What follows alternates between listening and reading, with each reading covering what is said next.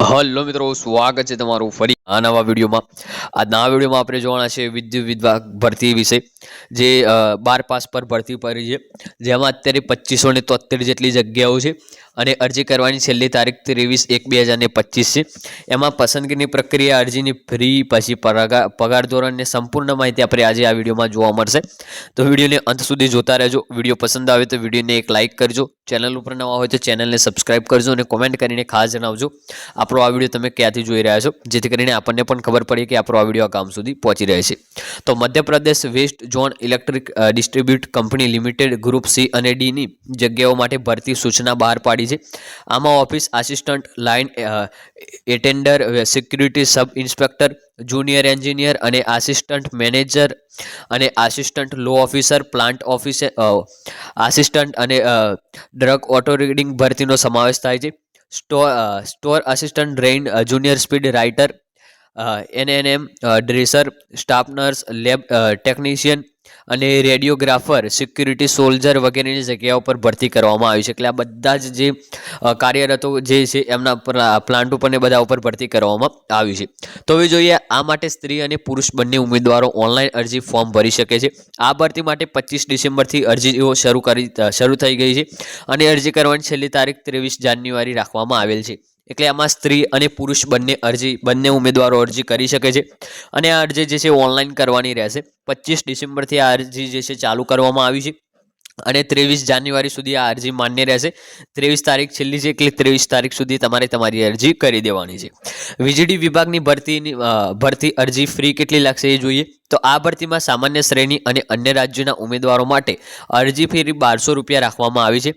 જ્યારે SC, ST, OBC, વિકલાંગ અને EWS ઉમેદવારો માટે મધ્યપ્રદેશ વતની અરજી ફ્રી 600 રાખવામાં આવી છે. ઓનલાઈન મોડ દ્વારા અરજી ફ્રી ભરવાની રહેશે. એટલે કે અન્ય રાજ્યોમાં 1200 રૂપિયા ફ્રી લાગશે અને તમે SC, ST, OBC કેટેગરીના હોય અથવા વિકલાંગ હોય અથવા તો EWS નો દાખલો તમારી પાસે હોય તો તમારે 600 રૂપિયા ફ્રી ભરવાની રહેશે અને આ ફ્રી તમારે ઓનલાઈન મોડ દ્વારા ભરવાની રહેશે. અરજી કરતી વખતે તમારે આ ફ્રી ભરવાની રહેશે અને ફ્રી ભર્યા પછી એની પહોંચ તમારે સાચવી રાખવાની રહેશે. વિદ્યુત વિભાગની ભરતી વય મર્યાદા જોઈએ તો આ ભરતી માટે ઉમેદવારની લઘુત્તમ વય 18 વર્ષ રાખવામાં આવી છે અને પદો અનુસાર મતમાં વય 40 વર્ષ રાખવામાં આવી છે, જેમાં વય 1 જાન્યુઆરી 2024ના રોજ ગણવામાં આવશે. સરકારી નિયમો મુજબ મહત્તમ વય મર્યાદા છૂટછાટ આપવામાં આવી છે. એટલે કે ઓછામાં ઓછી તમારી ઉંમર અહીંયા 18 વર્ષની તો હોવી જ જોઈએ અને વધારેમાં વધારે 40 વર્ષ સુધીની અહીંયા ઉંમર છે અને 1 જાન્યુઆરી 2024ના રોજ ગણવામાં આવશે, જેમાં વય 1 જાન્યુઆરી 2024ના રોજ ગણવામાં આવશે. એટલે તમારી જે છે ઉંમર 18 વર્ષની ઓછામાં ઓછી હોવી જોઈએ અને વધારેમાં વધારે 40 વર્ષની ઉંમર હોય તો તમે આ ભરતી જે છે લાભ લઈ શકો છો. વિદ્યુત વિભાગની ભરતી શૈક્ષણિક લાયકાત. આ ભરતી માટે શૈક્ષણિક લાયકાત 10મી 12મી પાસ લઈને સંબંધિત ક્ષેત્રોમાં ડિપ્લોમા સુધીની છે. ઉમેદવારો સત્તાવાર સૂચનામાંથી પોસ્ટ અનુસાર શૈક્ષણિક લાયકાત વિશે વિગતવાર માહિતી મેળવી શકશે. એટલે તમારી પોસ્ટ અનુસાર અહીંયા તમને વિગતવાર શૈક્ષણિક માહિતી મળી રહેશે.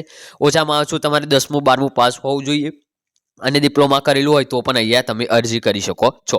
તો વીજળી વિભાગની ભરતી પસંદગી પ્રક્રિયા. આ ભરતી માટે ઉમેદવારોની પસંદગી કોમ્પ્યુટર આધારિત પરીક્ષા, કૌશલ્ય કસોટી, દસ્તાવેજો ચકાસણી અને મેડિકલ આધારે કરવામાં આવશે. એટલે આ જે આમાં પસંદગી છે એમાં તમારું મેડિકલ ચેક થશે, એમાં તમારે દસ્તાવેજ ચકાસણી થશે અને કૌશલ્ય કસોટી થશે અને કોમ્પ્યુટર આધારિત પરીક્ષા લેવામાં આવશે.